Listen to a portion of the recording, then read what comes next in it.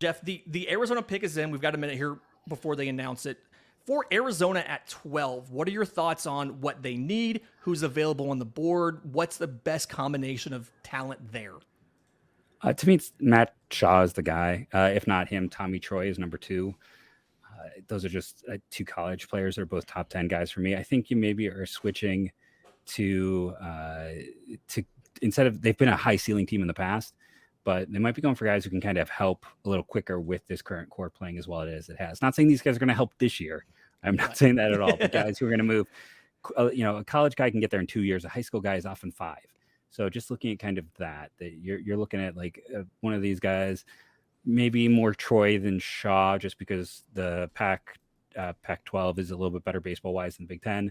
And I think Troy moves quicker than Shaw. So if you want the fastest moving guy, you go Tommy Troy. If you want more ceiling, you go Matt Shaw. Yeah, Tommy Troy's a guy that I was thinking about here as well. And I know that he's not listed on my best 9 available that's on the screen right now, but he's a guy who I legitimately, it makes sense. We've heard rumors about Colin Houck here as well. We've heard a little bit of stuff about Tommy Teal with the Diamondbacks. That one, Teal's range of outcomes feels a little bit different than some of these guys. I don't necessarily think they're going to go with like a high school shortstop or something here. I agree with you. It feels like a Troy or something like that. Rob Manfred's coming to the podium now. So the number 12 pick in the draft brought to you by our friends at Gametime. Download the app, create an account, use promo code LOCKEDONMLB. At number 12, Tommy Troy from Stanford is the choice for the Arizona Diamondbacks. And Tommy Troy, to me, is a guy that you could see at third base or at second base. I feel like he has some versatility. I don't know if he ends up being able to stick at third, but I feel like he could do both. Second base probably where he is, though. But he feels like a plus hit tool. I don't necessarily know how much power, like how much this power ceiling is, but the hit tool is really good. We've seen him do really well in college dealing with velocity, which is what this modern game is about. He did play some center field in the Cape in 2022. And then, I mean, it's possible that his power could be higher than I'm giving him credit for. One of the comps that I've seen, and again, I'm not huge on comps because you know how that kind of works, but I've seen talk about the kind of game like a Brett Boone had. What are your impressions of Tommy Troy? How off base am I on here? What's the fit in with this Arizona team? I think it's a fantastic pick. Sad we don't see any Diamondbacks fans in our chat, because I just want to say I think they made a great move here. One of those stats that is not talked about as much is BABIP, batting average of balls put in play. And when you talk about the pro level, we talk about how that's a sign of luck. Well, when it's lower level competition like college or the low minors, that's a really positive sign of contact, positive hit tool, ability to make good contact.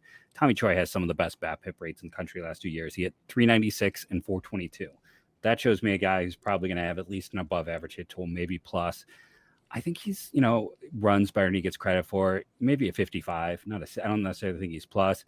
Maybe a 55 power. He does everything at about a 55, and that's really good. Now, that may not sound like a star, but that is a borderline star player. And yeah, he can play third with his arm, or you can put him at second base, try him in center field. Why not? But he just gives them such a range of possibilities, positive reports on him, and just kind of being a hard worker, dirt dog type. But yeah, I believe in that hit tool a lot. Like I would give him a 60 grade potential hit tool, and then think that he's going to, I had him 7th on my board. I think the Diamondbacks got a steal here. I'm going to go on 2 limbs with the Tommy Troy pick. And ESPN just had a great stat talking about, I mentioned he's good against velocity. They had the stat 48 pitches faced of 95 miles an hour or higher, 0 swings and misses.